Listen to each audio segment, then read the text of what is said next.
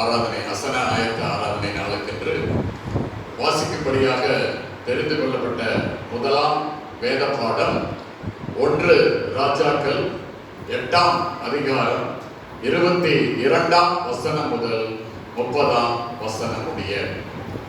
1 ராஜாக்கள் 8ஆம் அதிகாரம் 22ஆம் வசனம்.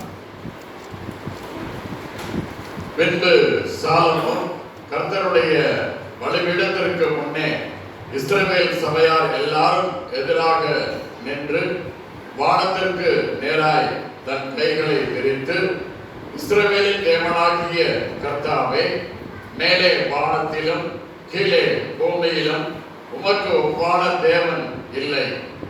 தங்கள் முழு இருதயத்தோடும் உமக்கு முன்பாக நடக்கிற உமது அடியாருக்கு உடன்படிக்கையையும் கிருபையையும் காத்து வருகிறேன். தேவரீர் என் தகப்பனாகிய தாவீது என்னும் உம்முடைய தாசனுக்கு செய்த வாக்குத்தத்தத்தை காத்தருளீர். அதை உம்முடைய வாக்கினால் சொன்னீர். இந்நாளில் இருக்கிறபடி உம்முடைய கரத்தினால் அதை நிறைவேற்றினீர். இஸ்ரவேலின் தேவனாகிய கர்த்தாவே, தேவரீர் என் தாசனாகிய என் தகப்பனாகிய தாவீது என்னும் உம்முடைய தாசனை நோக்கி, நீ எனக்கு முன்பாக நடந்தது போல உன் குமாரர் எனக்கு முன்பாக நடக்கும்படி தங்கள் வழியை காப்பார்களேயானால், இஸ்ரவேலின் சிங்காசனத்தின் மேல் வீற்றிருக்கும் புருஷன் எனக்கு முன்பாக உனக்கு இல்லாமல் போவது இல்லை என்று சொன்னதை இப்பொழுது அவனுக்கு நிறைவேற்றும். இஸ்ரவேலின் தேவனே, என் தகப்பனாகிய தாவீது என்னும் உம்முடைய தாசனுக்கு சொன்ன உம்முடைய வார்த்தை மெய்யென்று விளங்குவதாக. தேவன் மெய்யாக பூமியிலே வாசம் பண்ணுவாரோ? இதோ வானங்களும் வானாதி வானங்களும் உம்மை கொள்ளாதே.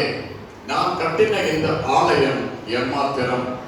என் தேவனாகிய கர்த்தாவே, உமது அடியேன் இன்று உமது சந்நிதியில் செய்கிற விண்ணப்பத்தையும் மன்றாட்டையும் கேட்டு உமது அடியேனுடைய விண்ணப்பத்தையும் வேண்டுதலையும் திருவுளத்தில் கொண்டருளும். உமது அடியேன் இவ்விடத்திலே செய்யும் விண்ணப்பத்தை கேட்கும்படி என்னுடைய நாமம் விளங்கும் என்று நீர் சொன்ன ஸ்தலமாகிய இந்த ஆலயத்தின் மேல் உம்முடைய கண்கள் இரவும் பகலும் திறந்திருப்பதாக. உமது அடியானும் இந்த ஸ்தலத்திலே விண்ணப்பம் செய்ய போகிற உமது ஜனமாகிய இஸ்ரவேலும் பண்ணும் ஜெபத்தை கேட்டருளும். பரலோகமாகிய உம்முடைய வாசஸ்தலத்திலே அதை நீர் கேட்பீராக, கேட்டு மன்னிப்பீராக என்பதை வாசிக்கும்படியாக தெரிந்து கொள்ளப்பட்ட முதலாம் வேத பாடம் வாசித்தாயிற்று. தேவனே, உமக்கே மகிமை உண்டாவதாக. வாசிக்கும்படியாக குறிக்கப்பட்ட 2ஆம் வேத பாடம் அது 1 கொரிந்தியர் 3ஆம் அதிகாரம் 9ஆம் வசனம் முதல் 17ஆம் வசனம் வரை. 1 கொரிந்தியர் 3ஆம் அதிகாரம் 9ஆம் வசனம் முதல் 17ஆம் வசனம் வரை. நாங்கள் தேவனுக்கு உடன் வேலையாட்களாய் இருக்கிறோம். நீங்கள் தேவனுடைய பண்ணையும் தேவனுடைய மாளிகையுமாய் இருக்கிறீர்கள். எனக்கு அளிக்கப்பட்ட தேவ கிருபையின்படியே புத்தியுள்ள சிற்பாச்சாரியை போல் அஸ்திபாரம் போட்டேன். வேறொருவன் அதின்மேல் கட்டுகிறான். அவனவன் தான் அதின்மேல் இன்ன விதமாய் கட்டுகிறான் என்று பார்க்க கடவன். போடப்பட்டிருக்கிற அஸ்திபாரமாகிய இயேசு கிறிஸ்துவை அல்லாமல் வேறே அஸ்திபாரத்தை போட ஒருவனாலும் கூடாது.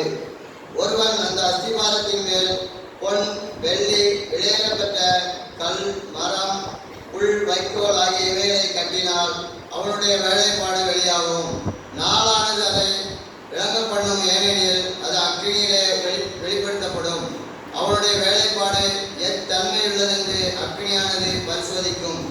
அதன் மேல் ஒருவன் கட்டினது நிலைத்தால் அவன் கூலியை பெறுவான். ஒருவன் கட்டினது வெந்து போனால் அவன் நஷ்டம் அடைவான். அவனோ ரட்சிக்கப்படுவான். அதுவும் அக்கினியில் அகப்பட்டு தப்பினது போல் இருக்கும். நீங்கள் தேவனுடைய ஆலயமாய் இருக்கிறீர்கள் என்றும் தேவனுடைய ஆவி உங்களில் வாசமாய் இருக்கிறது என்றும் அறியாதிருக்கிறீர்களா? ஒருவன் தேவனுடைய ஆலயத்தை கெடுத்தால் அவனை தேவன் கெடுப்பார்.